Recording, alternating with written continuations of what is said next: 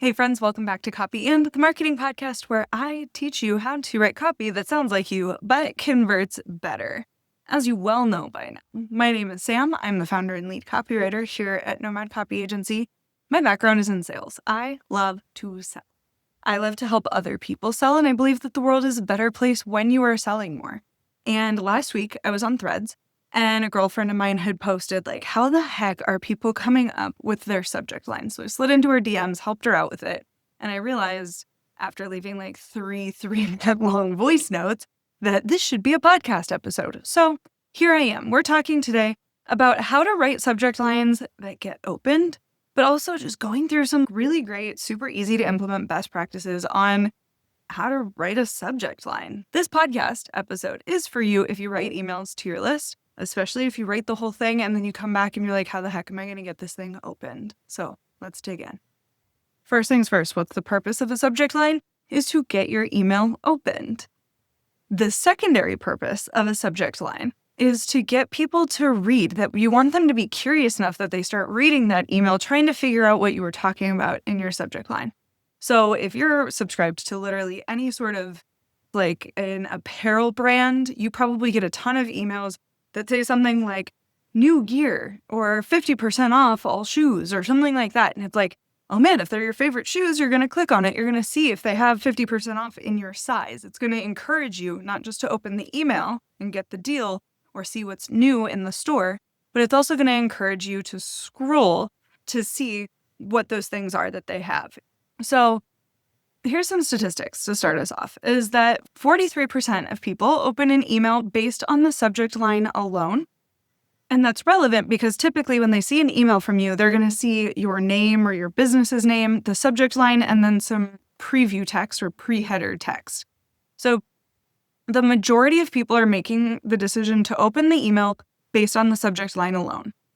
The two other deciding factors are who it's from and what that preview text might be. But on the flip side of that, 69% of people will mark an email as spam based on the subject line without ever opening it, especially if they don't recognize your business name or the pre-header text. It doesn't seem relevant to them. So that means your subject line is doing two jobs. It has to earn the open, avoid getting deleted, and then get people curious enough to scroll through the email, which is what you ultimately want them to do so that they scroll and click and buy from you, right? So writing subject lines is potentially one of the most important parts of the process of writing your emails. So an assumption that a lot of people make, and I honestly thought this back when I first started doing copywriting too, is that a good subject line tells you exactly what is in the email. So you think of this like it would be the headline on an article. And sometimes that's true, sometimes it's not. But ultimately, what your subject line needs to do is create a curiosity gap. So the curiosity gap is just the space between what your reader already knows and what they want to know. So for example, one that would be like B+ work that feels like it's a heading would say 5 ways to grow your email list. And maybe inside, then you tell them 5 ways to grow your email list or 5 ways to whatever it is that you do, right? So you're creating some curiosity there, but what you're not doing is telling them exactly how that's going to be relevant to them. And it may not hold their attention, especially if the first thing on that list is super obvious. So think about the last email that you opened that you weren't probably expecting to. For example, I follow several designers. I'm friends with several designers. I don't read all of their emails. I'm more so on their email lists to be supportive.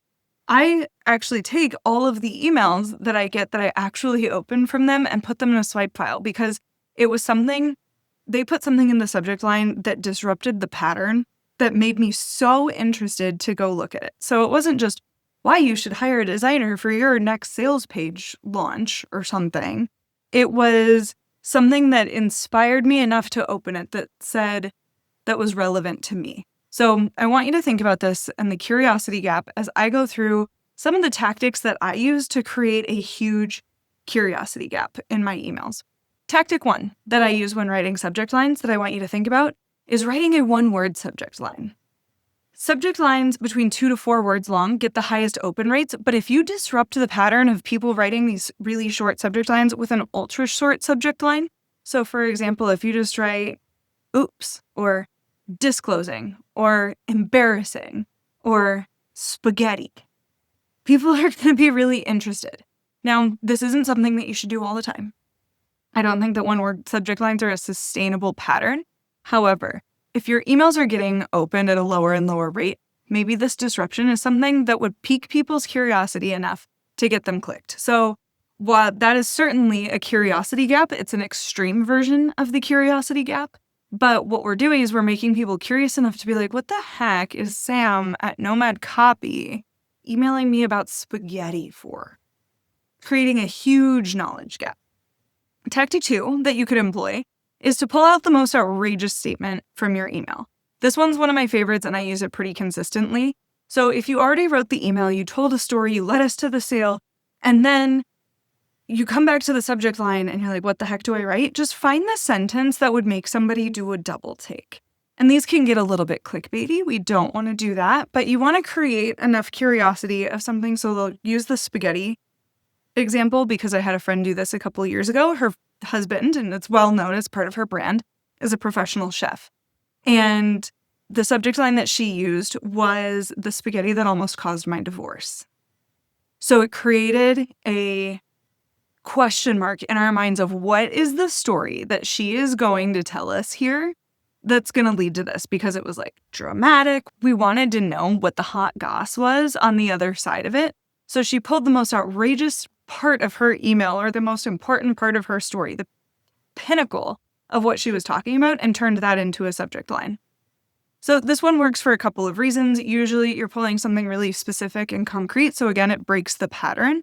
And 2, it creates this direct curiosity, not just to the what is this email about, but to reading the full story that you're writing in the email. So if you're a really good storyteller, pulling a really outrageous statement as a subject line is a great tactic that you can use. Tactic 3 that I use when writing a subject line is I go over to my swipe file. And if you don't have a swipe file, I want you to go to your inbox right now and create a folder with no emails in it called swipe file. And anytime you get an email that you're like, dang, that was really good, whether it's because of the subject line or the content of the email, you're going to take it when you're finished reading it, finished responding to it, whatever you need to do, and save it to your swipe file. Then, when you write a really great email and you don't know what the heck to title it, you go over to your swipe file and look at what other people did to catch your eye. You may start to notice patterns inside of your swipe file, or you might notice one that you're like, oh, I could use that or use something very similar to that when writing my next subject line. So again, we want to be able to create curiosity in your subject lines and make them curious enough to open it and curious enough to keep reading. And if other people did that, then you can evaluate why somebody else's piqued your interest and replicate that success in your own emails. Tactic number 4, again, ways to break the patterns in people's inboxes are to use formatting or emojis in your subject line. I am very cautious about this. I tend to recommend just using one emoji or one set of brackets at a time. I use brackets actually pretty often. If you go to look at your inbox, maybe go look at your trash, you'll see several things in brackets. Sometimes it'll say action required. This typically is just a little bit anxiety inducing that something is bracketed and says action required or action requested. It could also say something like it's here. So if you want people to open when you are launching and you've opened the doors to something, or if you've delivered something that they already paid for, putting words in brackets can call out and make it a lot easier for people to find and open that email. And it's more likely to get clicked when you're encouraging action. The other thing with formatting that you can do is some people will put things in all caps or in all lowercase. So consider that and breaking the pattern of what's in people's inboxes. And then, of course, like I said, using emojis. I wouldn't typically recommend using more than one emoji, and certainly nothing inappropriate. Your subject lines are still your copy and you want them to stay on brand. So think about emojis that you use regularly in your business when writing your subject lines. So things not to do in your subject line, because they will tank your open rates. And I want to be so clear about this. Never, ever, ever, ever, ever put a regarding or an colon. What is it? Colon, semicolon. I don't have a regarding subject line in front of me to reference. That is false urgency, and that is technically illegal unless you are replying to something or talking about something that you are regarding via a past conversation. So do not put the RE in your subject line ever, unless it's automatic because you're hitting the reply button. Also, urgency language like P, limited time, act now. These tend to drag down your open rates because people flag them as false urgency. So urgency can work, but only when it's specific and when it's true. So if you're saying something like cart closes tonight or last chance to get in at the founder's rate in a subject line, that is going to pique interest. That is true urgency rather than false urgency. Something else to note is I said it previously that you could disrupt a pattern by putting something in all caps. I would only do one word at a time in all caps. Putting things in all caps can drop open rates. I was trying to look up some statistics and it's hard to tell, but it can drop your open rates by 73% and flag spam filters. So that's why your open rates would go down, is because it would flag as spam and not even end up in somebody's inbox. You may also want to look at other trigger words for your industry, depending on especially if you're in financial services or health-related industries.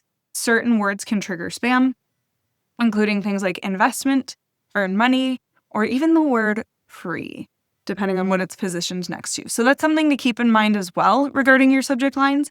And something that surprised me is that studies are showing that first name personalization is actually starting to lose its effect. So what first name personalization is when you're able to code into your subject line and say, Samantha, open this now. That is actually starting to flag for people, not as an algorithm, but flagging people as potentially being spam. So I tend to reserve my first name personalization for the preview text or the pre-header.